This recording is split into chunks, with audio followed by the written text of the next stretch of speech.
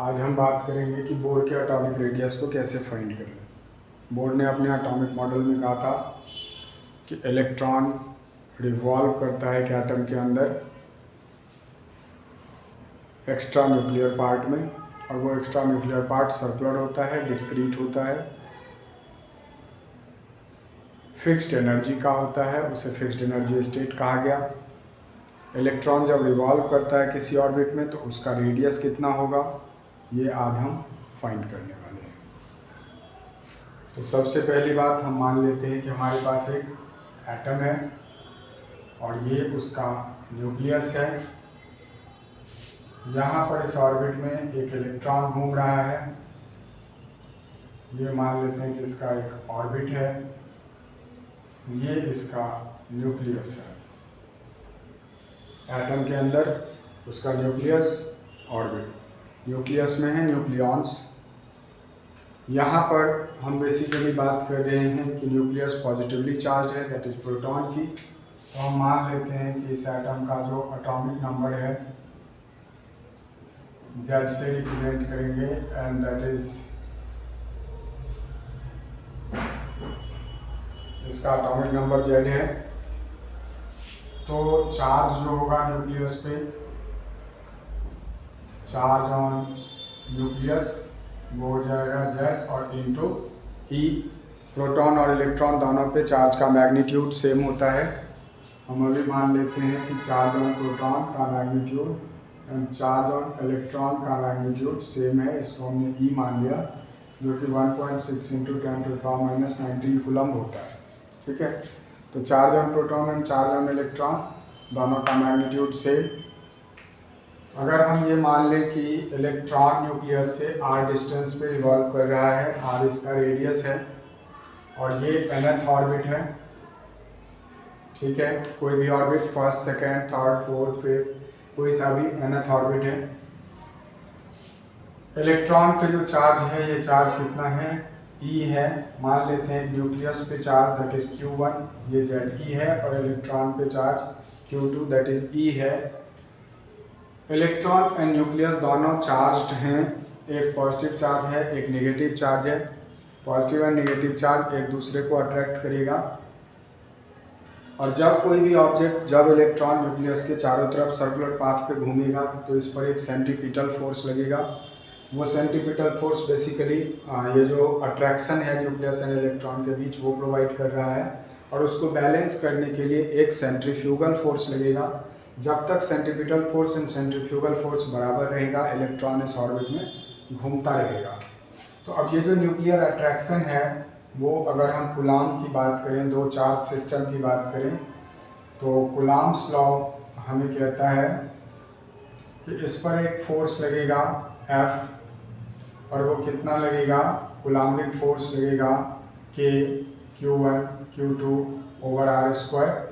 K का value fix होता है 9 × 10⁹ न्यूटन मीटर स्क्वायर पर कूलम्ब स्क्वायर, ये कांस्टेंट वैल्यू है।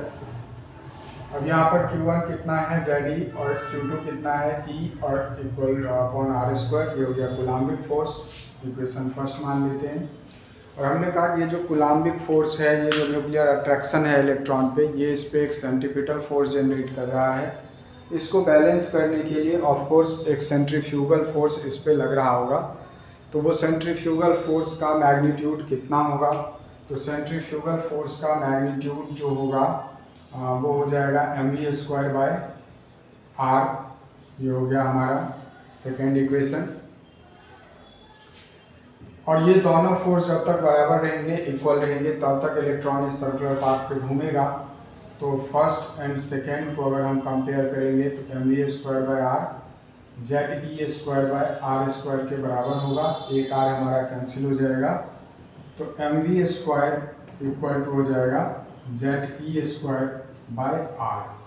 ठीक है, अब हमें निकालना है रेडियस, और अगर वेलोसिटी हमारे पास है तब तो रेडियस हम आराम से निकाल सकते हैं कि रेडियस इक्वल टू हो जाएगा ZE²/mv²। और अगर हमारे पास वेलोसिटी नहीं है तो फिर रेडियस निकालने के लिए हम क्या करेंगे, तो हम लगाएंगे बोर के पोस्टुलेट। तो according to Bohr postulate, Bohr ने क्या कहा था, बोर ने कहा था कि इलेक्ट्रॉन डिस्क्रीट सर्कुलर पाथ पे घूमेगा जिसे हम ऑर्बिट कहेंगे, उस ऑर्बिट की एनर्जी फिक्स होगी। उसके साथ बोर ने एक बात और कही थी कि इलेक्ट्रॉन कंटिन्यूअस ऑर्बिट में मूवमेंट नहीं करेगा, इलेक्ट्रॉन उसी ऑर्बिट में मूवमेंट करेगा जिसका एंगुलर मोमेंटम NH/2π के बराबर होगा। दैट मीन्स एंगुलर मोमेंटम मतलब mvr NH/2π के बराबर होगा। h है प्लैंक्स कांस्टेंट, n है नंबर ऑफ ऑर्बिट।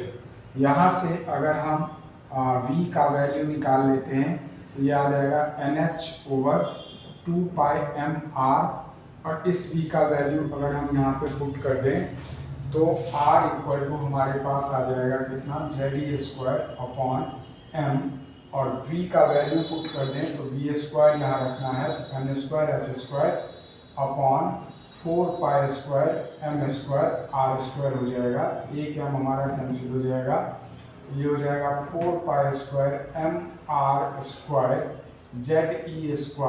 Ze²/n²h², ये r के बराबर होगा, एक r और कैंसिल कर देते हैं तो r equal to this r is equal to क्या हो जाएगा, n²h²/4π²mze², ये हो जाएगा nth ऑर्बिट का रेडियस बोर का, n²h²/4π²mze², ये हो जाएगा बोर के nth ऑर्बिट का रेडियस।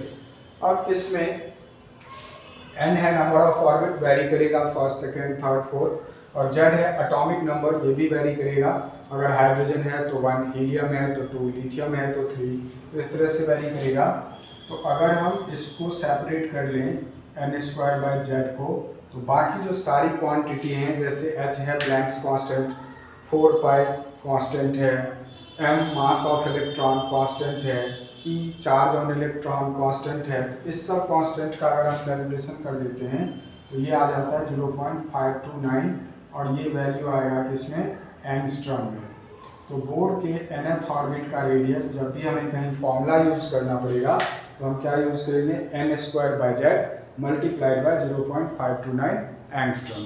मतलब अगर हम कहें कि z कांस्टेंट है, दैट इज हम किसी पर्टिकुलर एक एटम की बात करें, हाइड्रोजन की, हीलियम की, लिथियम की, बेरिलियम की, किसी भी एक एटम की या आयन की बात करें तो z कांस्टेंट रहेगा, इसका मतलब बोर का रेडियस डायरेक्टली प्रोपोर्शनल होगा n² के, मतलब ऑर्बिट जैसे जैसे हम बढ़ाएंगे उसके स्क्वायर के अकॉर्डिंग उसका रेडियस बढ़ता जाएगा। मतलब अगर हम फर्स्ट ऑर्बिट की बात करें तो n हो गया 1 का स्क्वायर, दैट इज 1, लेकिन जब हम सेकेंड ऑर्बिट की बात करेंगे तो ये हो जाएगा 2 का स्क्वायर, दैट इज 4, जब हम थर्ड ऑर्बिट की बात करेंगे तो ये हो जाएगा 3 का स्क्वायर, दैट इज 9। तो इस तरह से अगर हम पर्टिकुलर एक एटम की बात करें, z कांस्टेंट हो जाए, तो उस कंडीशन में रेडियस जो है वो n² के डायरेक्टली प्रोपोर्शनल होगा। वहीं पे अगर हम कहें कि नहीं हम नंबर ऑफ ऑर्बिट को फिक्स करेंगे, दैट इज हम हाइड्रोजन एंड हीलियम के फर्स्ट ऑर्बिट के रेडियस की बात करेंगे, या हम हीलियम एंड लिथियम के सेकेंड ऑर्बिट की बात करेंगे, तो अगर हम ऐसा कुछ करेंगे तो उस कंडीशन में फिर क्या होगा कि उस कंडीशन में हमारा जो रेडियस है वो इन्वर्सली प्रोपोर्शनल हो जाएगा एटॉमिक नंबर के। जैसे जैसे हम एटॉमिक नंबर बढ़ाएंगे वैसे वैसे रेडियस क्या होगा, छोटा होता जाएगा। मतलब हाइड्रोजन के फर्स्ट ऑर्बिट का रेडियस बड़ा होगा हीलियम के फर्स्ट ऑर्बिट के रेडियस के रिस्पेक्ट में, क्योंकि हीलियम का एटॉमिक नंबर ज़्यादा है। और एक चीज़ और देखो, हाइड्रोजन का एटॉमिक नंबर है 1 और हीलियम का एटॉमिक नंबर है 2। तो अगर हम यहाँ पर रेडियस ऑफ हाइड्रोजन एटम निकालें फर्स्ट ऑर्बिट का, तो Z1 हो जाएगा वो सीधे n² इंटू दिस हो जाएगा, जबकि अगर हीलियम का करेंगे तो Z2 हो जाएगा तो n²/2 हो जाएगा। मतलब हाइड्रोजन के फर्स्ट ऑर्बिट का रेडियस जितना भी होगा, हीलियम के फर्स्ट ऑर्बिट का रेडियस उसका आधा हो जाएगा। ठीक है ना। तो दैट मीन्स अगर नंबर ऑफ ऑर्बिट हम फिक्स करेंगे और एटम बदलेंगे, तो जैसे जैसे हम एटॉमिक नंबर बढ़ाएंगे रेडियस ऑफ एटम डिक्रीज करेगा। तो इस तरह से हम कोई भी इस फॉर्मूले को यूज करके किसी भी एटम के किसी भी ऑर्बिट का रेडियस हम फाइंड आउट कर सकते हैं। This is expression for atomic radius of Bohr orbit।